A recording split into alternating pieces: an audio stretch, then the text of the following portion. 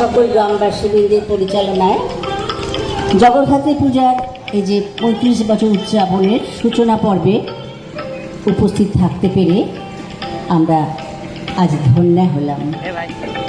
সবাইকে জানাই প্রীতি ও শুভেচ্ছা শুভ ষষ্ঠীর।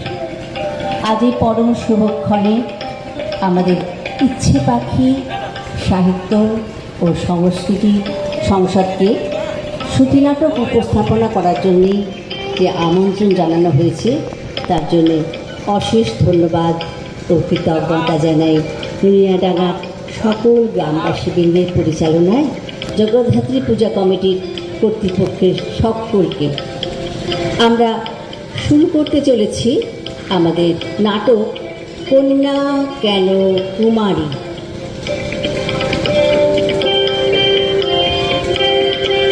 পরিচালনা ও রচনা ডক্টর রমলা মুখার্জি। চরিত্র বিদিশা সুপ্রীতি বিশ্বাস, মানসীর চরিত্রে রমা ব্যানার্জি ও তিস্তার ভূমিকায় ডক্টর রমলা মুখার্জি।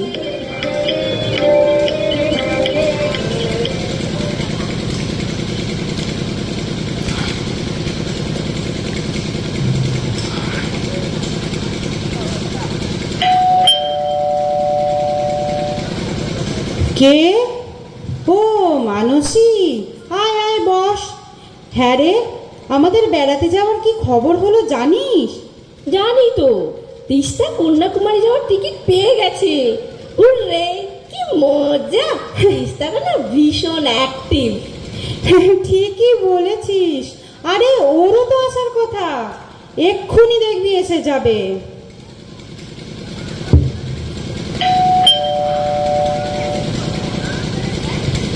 তিস্তা, আয় আয়। বলছি যে কোন ট্রেনের টিকিট পেলি রে? ওরে শোন শোন, একদম কন্যাকুমারী এক্সপ্রেসেরই টিকিট পেয়ে গেছি। তা কবে যাওয়া হচ্ছে আর কবেই বা ফিরছি সেটা আগে বল। খুব টেনশন হচ্ছে রে, তাড়াতাড়ি বল। নো টেনশন ডিয়ার, এই তো একাদশী দিন যাব আর লক্ষ্মী পুজোর দিন ফিরবো। তাহলে ঠিক আছে। আমার বস আবার বেশি দিন ছুটিই দিতে চান না। আরে আমারও তো তাই। তিস্তার বেশ মজা, স্কুলের চাকরি, ছুটি বেশি অথচ খাটুনিও কম। হ্যাঁ রে, জন্ম জন্মান্তর যেন শিক্ষিকা হয়ে জন্মাই। হ্যাঁ, তো ছাত্রীদের ভালোবাসা পাওয়া যায় না, কি বলবো। এই শোন, আমি একটা না লিস্ট করে দেব, সেই অনুযায়ী তোরা কিন্তু সব কিছু বুঝিয়ে নিবি, বুঝলি? ঠিক আছে ঠিক আছে, তুই তাড়াতাড়ি লিস্টটা কর তো। আরে চটপট করে ফেলবো, চিন্তা করিস না। এই নে টিকিটের প্রিন্ট আউটগুলো তোদের জন্য বার করে রেখেছি। এই এখন আমি আসি, হোটেলটা তো বুক করতে হবে নাকি? এই শোন, সমুদ্রের ধারে হোটেল নিস কিন্তু। হ্যাঁ, চেষ্টা করে দেখবো। তবে পুজোর মরশুম তো, ভালো হোটেল পাওয়াই মুশকিল। সেটা অবশ্য ঠিকই। চল চল, আমিও যাব। এই তোরা একটু চা খেয়ে যা। না রে, দেরি হয়ে যাবে। এই পরে পরে একদিন এসে চা খেয়ে যাবো, কেমন? আর তোর স্পেশাল চিড়ের পোহাও খাবো। আচ্ছা আচ্ছা, ঠিক আছে ঠিক আছে। Tata tata.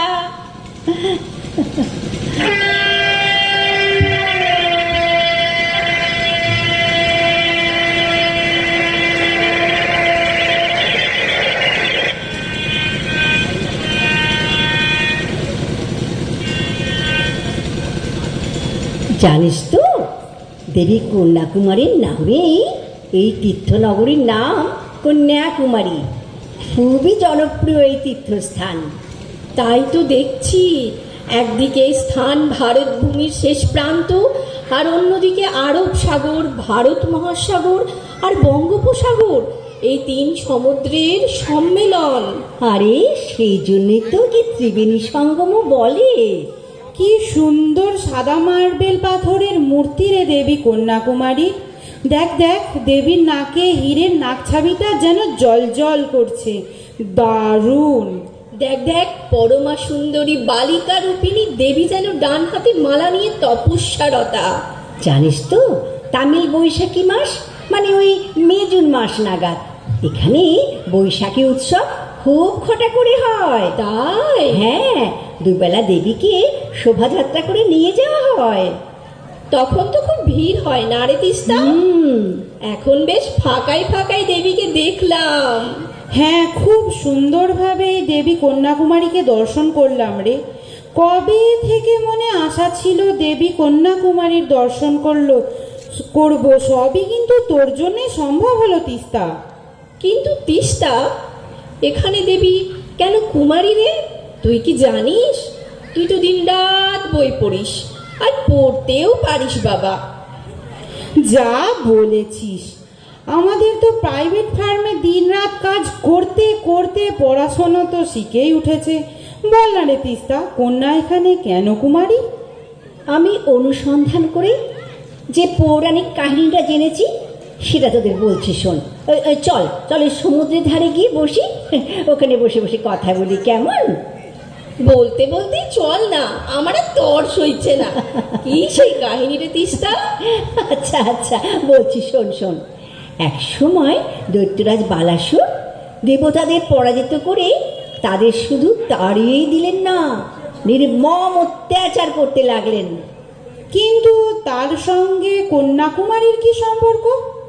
আরে বাবা শোনি না, আমাদের দেবী দুর্গাও তো অসুর নাসিনী, তেমনি এখানেও কোনো দৈত্য দমনের কাহিনী নিশ্চয়ই আছে। বল তিস্তা।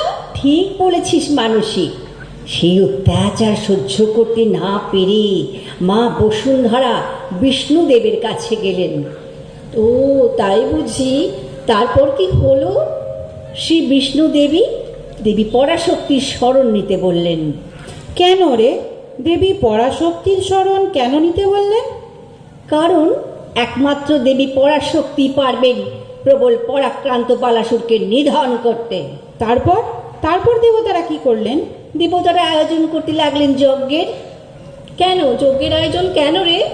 আরে বুঝতে পারছিস না, দেবী পরাশক্তিকে প্রসন্ন করার জন্যই তো যজ্ঞের আয়োজন। তারপর কি হলো বল না রে তিস্তা। যজ্ঞের পর দেবী সন্তুষ্ট হয়ে দেখা দিয়ে বললেন, আমি অবিলম্বে বালাসুর সহ অন্যান্য অসুরদের বিনাশ করব। তোরা দেখ, সব পৌরাণিক কাহিনীর ক্ষেত্রেই কিন্তু সেই নারী শক্তিরই জয়।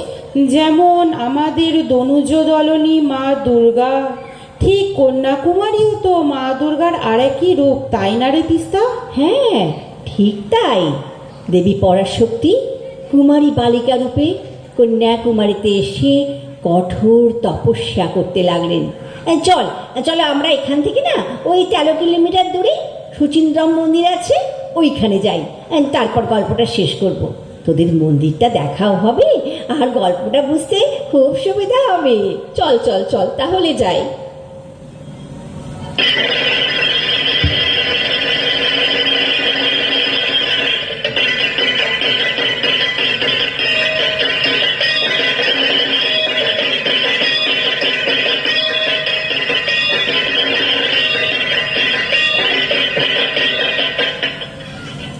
এই হলো সুচিন্দ্রমে স্থানুমলয়ম মন্দির। এই মন্দির বৈষ্ণব আর শৈব এই দুই সম্প্রদায়ের কাছেই মহাপুণ্যস্থান। মন্দির গর্ভে একটি মাত্রই লিঙ্গ দেখছি, এইটাই তো সেই স্থানুমলয়ম, তাই না রে তিস্তা? হ্যাঁ, লিঙ্গ একটি হলে কি হবে, এই লিঙ্গটাই ব্রহ্মা বিষ্ণু মহেশ্বর এই 3 দেবতার ভাবোদ্বোধক। মন্দিরের অলিন্দটা কি সুন্দর রে। আর অলিন্দের মধ্যে হনুমানজির এই সুন্দর মূর্তিটা দেখে একেবারে মুগ্ধ হয়ে যাচ্ছি। মন্দিরের এই অপূর্ব স্থাপত্যকলা সত্যিই প্রশংসনীয়। তুই যে বললি এখানে এসে বাকি গল্পটা বলবি, তো শুরু কর। তোর মনে আছে? আচ্ছা আচ্ছা বলছি, শোন। এখানে তো দেবাদিদেব মহাদেব থাকেন। কন্যাকুমারীকে দেখে শিব তো তার প্রেমে পড়ে গেলেন আর দেবীকে না বিবাহ করতে চাইলেন। এও সেই শিব পার্বতী প্রেমের খেলার মতোই রে। সতীও তো তপস্যা করেছিলেন শিবকে পাবার জন্যই। আর এখানে তপস্যারত কন্যাকে দেখে স্বয়ং মহাদেবী তার অনুরক্ত হয়ে পড়লেন। তারপর কি হলো বল। বিয়ের আয়োজন তো জোর কদমে চলতে লাগলো। প্রচুর চাল ডাল ভোজের জন্য আসতে লাগলো। কিন্তু বালাসুর ব্রহ্মার বরে কেবলমাত্র কুমারী কন্যার হাতে বধ হবেন। তাই নারদ এই বিরেত খবর পেয়ে না একটা উপায় বের করলেন। নারদ মশাই আবার কি উপায় বের করলেন রে তিস্তা? নারদ শিবকে গিয়ে বললেন যে বিবাহ হবে মাঝরাতে এক বিশেষ শুভক্ষণে। যখন শিব সুচিন্দ্রাম মন্দির থেকে 5 কিলোমিটার দূরে ওই বালুক্কম অপারাইতে পৌঁছালেন, তখন নারদ এক ফন্দি আটলেন। কি ফন্দি রে? তাড়াতাড়ি বল তিস্তা, আমার কৌতূহল চেপে রাখতে পারছি না। আচ্ছা আচ্ছা বাবা, বলছি শোন। নারদ মশাই করলেন কি জানিস? মোরগের রূপ ধরে ডেকে উঠলেন, কুকুর কুকুর করে। এইরকম ভাবে কেন ডাকলেন রে? আরে বাবা, বুঝতে পারছিস না? শিব ভোর হয়ে গেছে মনে করবেন, তাই না রে তিস্তা? হ্যাঁ, ঠিক বলেছিস। মহাদেব মনে করলে রাত্রি শেষ হয়ে ভোর হয়ে গেছে।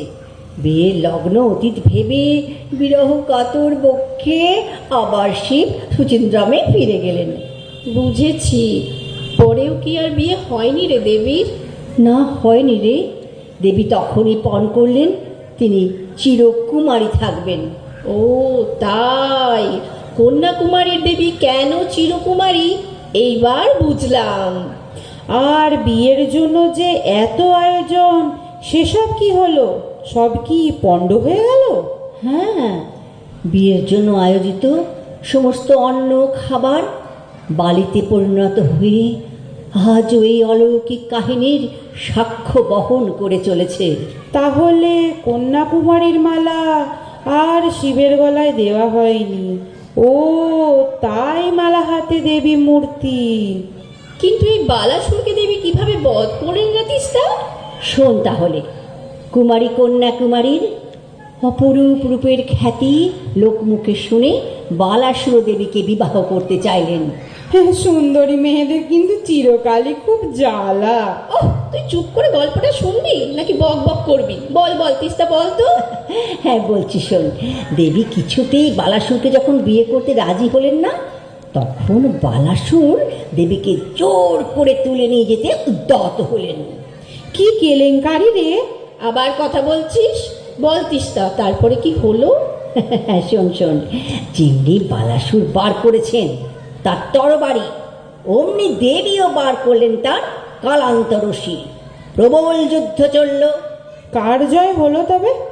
দেবীরই নিশ্চয় জয় হবে। দুষ্টের দমন আর সৃষ্টের পালনই তো দেবীর অভিপ্রায়। হ্যাঁ, ঠিক বলেছিস। অবশেষে দেবী চক্র দিয়ে বালাসুরকে নিধন করলেন। যাক বাবা, দেবতারা বাঁচলেন তাহলে বল। এখানেও দেবী কন্যাকুমারী দনুজ দলনী মা দুর্গার মতোই। খুব সুন্দর কাহিনী শোনালি রে তিস্তা। জয় মাতা কন্যাকুমারী। জয় মাতা কন্যাকুমারীর জয়। ও মা দনুজ দলনী মহাশক্তি, নমো অনন্ত কুলেনুদাত্রী পরমেশ্বরী মহিষমর্দিনী চরাচর বিশ্ববিধাত্রী নমো অনন্ত কুলেনুদাত্রী অমা দনুজ দলনী মহাশক্তি নমো অনন্ত কুলেনুদাত্রী।